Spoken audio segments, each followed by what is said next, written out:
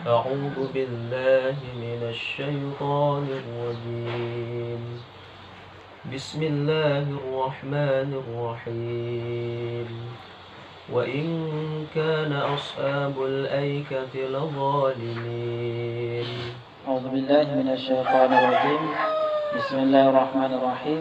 Di dalam surat Al-Hijr ayat 78, Allah Subhanahu wa taala menceritakan sedikit tentang kaum Nabi Syuaib, yaitu sahabat Aikah.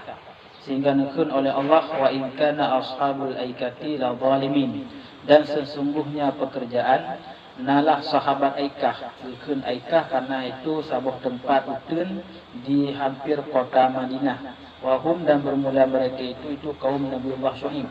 Jadi kaum Nabiullah Syuaib diistilahkan dalam Al-Quran yaitu sahabat Aikah. Makna Aikah yaitu tempat yang utun yang tahu di kota Madian. Putra teman halawanya dengan Nabi Syuaib la zalimin, itu sungguh zalim mereka itu dengan sebab kesulit mereka itu akan Nabiullah Syuaib. Artinya dikirim oleh Allah Subhanahu wa taala Nabi Syuaib untuk berdakwah kebenaran ke awaknya, tetapi awaknya hendak beriman kepada Nabi Syuaib, artinya ingkar kepada Nabi Syuaib.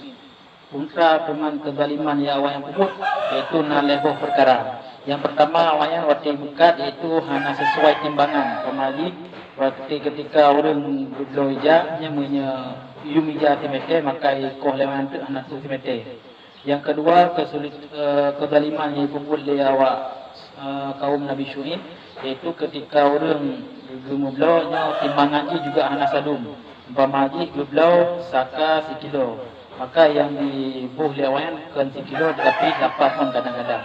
Yang kedua kezaliman yang dipuput oleh kaum Nabi Syuaib yaitu kapak tarik, artinya dirampok orang sesuai lewat bak jalan, maka dicok harta bahkan kadang-kadang dipoh orang. Sehingga karena kezaliman kaum merajalela dikirim tu oleh Allah Subhanahu wa taala yaitu Nabiullah Syuaib untuk berdakwah kepada kebenaran, tetapi nyatanya awaknya diingkar kepada Nabiullah Syuaib. فانتقمنا منهم وإنهما لبإمام مبين. Fantaqamna minhum, maka kamu siksa daripada mereka itu, artinya dengan bahwa kamu binasakan mereka itu dengan bersangatan panas. Jadi karena yang waktu dakwah oleh Nabi Syuaib haitim beriman diingkar kepada Nabi Syuaib, maka Allah Subhanahu wa taala gebinasawanya dengan lebuh macam. Yang pertama gebi oleh Allah itu panas cukup suum hingga rahmati, itu selama 7 hari 7 malam. Suum dathat rahmati. Sehingga kali kedua gebinasa oleh Allah di 7 hari, yaitu dikirim oleh Allah itu awan yang awan hitam yang cukup berat, hitam redup, awan redup dikirim oleh Allah. Maka dipikir awaknya bahawa awannya adalah hujan. Jadi awaknya dijak terim sampai di bawah awannya untuk dimelindung daripada teriknya panas matahari.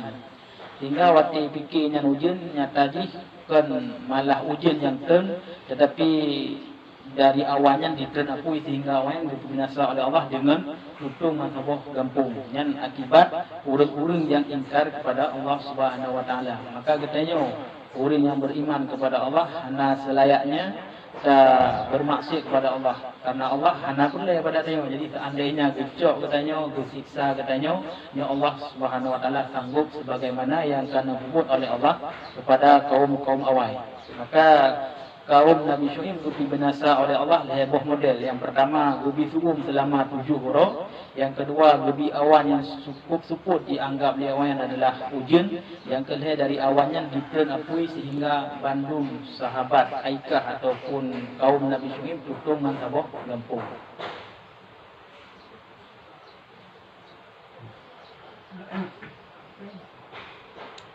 Belum.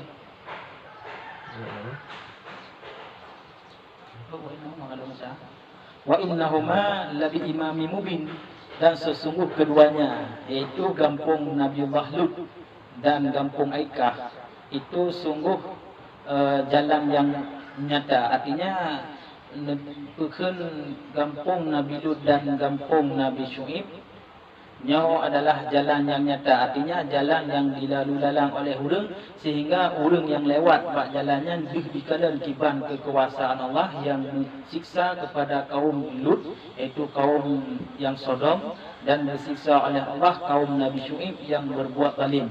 Menyemanan afala ta'tabiruna bihim ya ahlal Makkah, maka dan adakah maka hana gata cok pelajaran yang mereka itu dengan mereka itu kaum ya ahli Mekah, sehingga kitab ke hawaro ke kafir Mekah hana kacok pelajaran kiban gugu binasa oleh Allah kaum-kaum yang memang hana beriman kepada Allah, yaitu lagi contoh kaum Nabi Lut dan kaum Nabi Syuaib. Jadi ditinggalkan bekas oleh Allah agar menjadi pelajaran kepada ahli Mekah dan kedudunya mentang, tetapi ke Bandung urang menjadi pelajaran.